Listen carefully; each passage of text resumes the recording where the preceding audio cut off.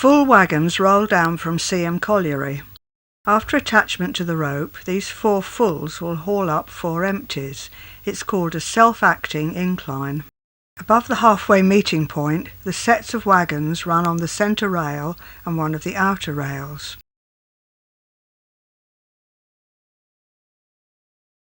Being attached to the steel rope, up and down sets will always pass at the same place, below which the tracks converge to 2 rails.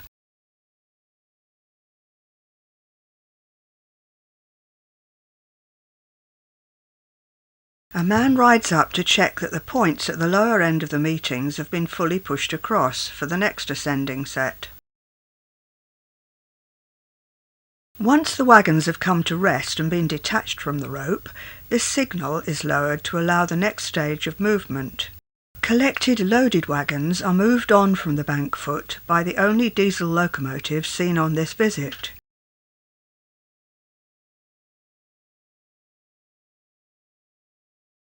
The loaded wagons will be pushed onto a track sloping gently down onto the staiths,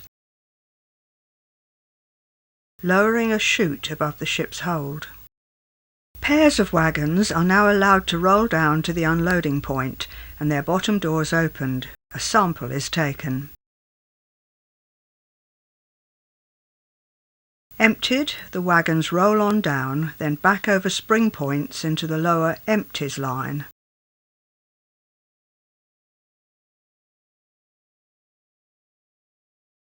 The next pair are unloaded.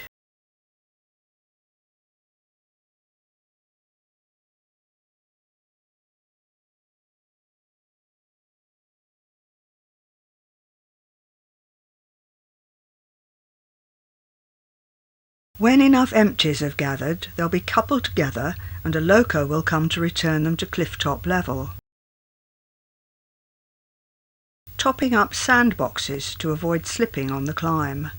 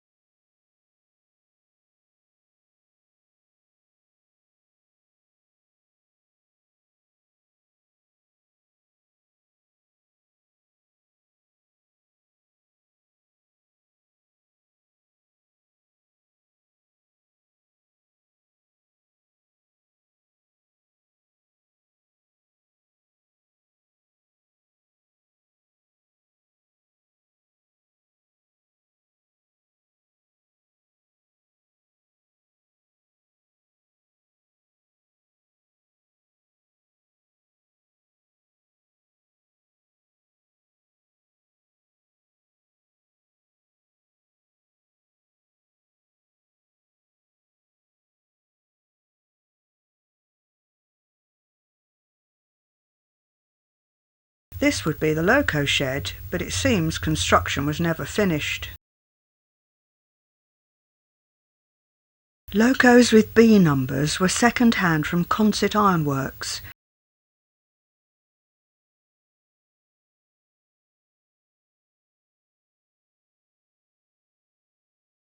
This one was adapted to burn oil, carried in that tank in front of the cab.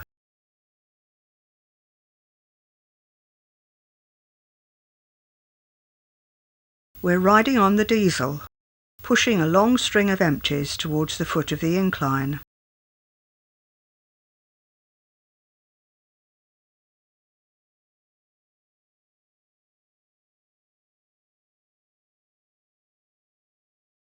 Just as we've got them into position, one derails, both axles.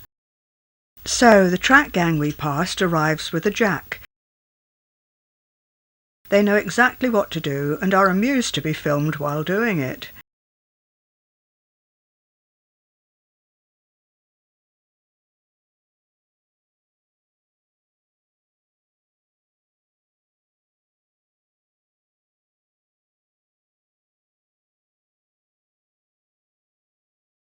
Once the rope's attached, the empty set moves off, powered by the greater weight of the loaded set away at the bankhead.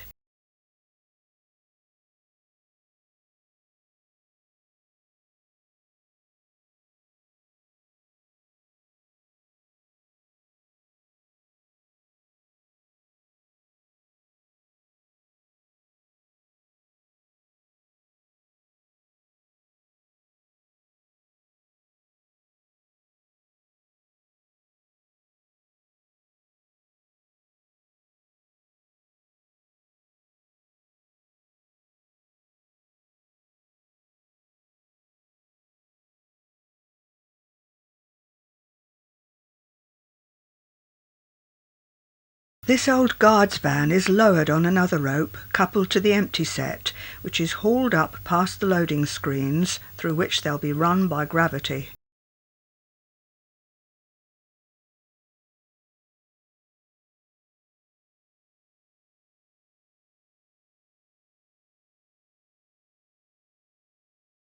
We'll now look down the bank at the results of past runaways.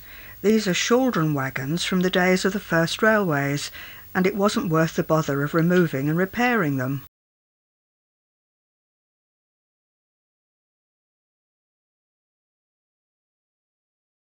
Note the date, 1869, above the word vein.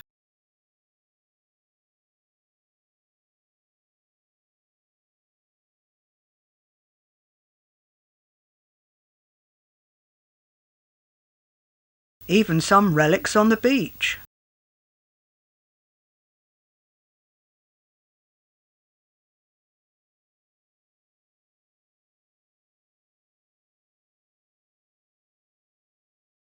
But back above the cliffs, a collection of old locos.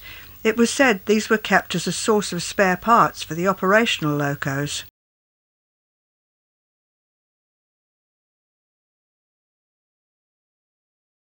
More than 50 years later, Seaham is now very different. This area is now occupied by a shopping centre, and the staiths have all gone. But back in 1963, one relic was still operational. Number 18 was built by Stephen Lewin of Poole, Dorset in 1877, and those are chaldron wagons still in use. The cylindrical object across the front of number 18 isn't part of the loco, but the oil drum to be delivered later. Chaldron wagons had no buffers. The wooden frames banged against each other.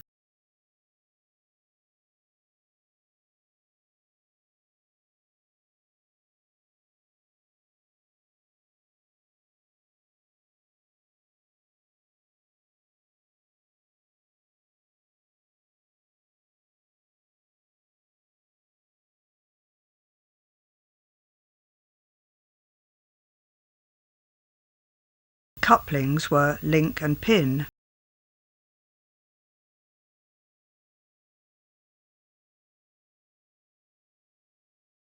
Note how the wagons start moving, one at a time. See the valve gear? It's between wheels and frame.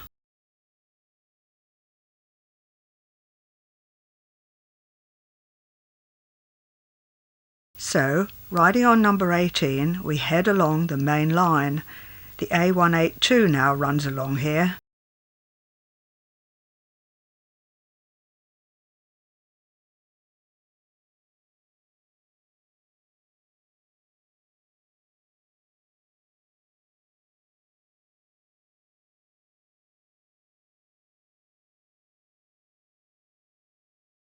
The descent starts, but before we go down the steep bit to the quayside level, wagon brakes must be applied.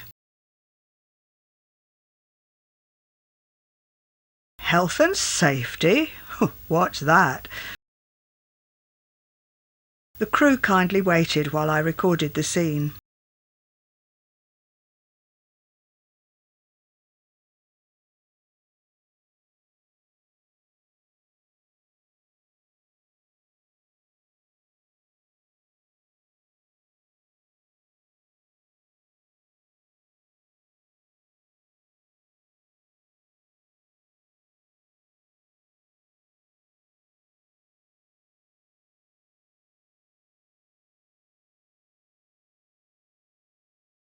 Arrived below, the oil drum is unloaded, fuel for a mobile crane. See the valve gear, it's between wheels and frame. Finally, as it's Saturday half-day, number 18 of 1877 climbs back up alone,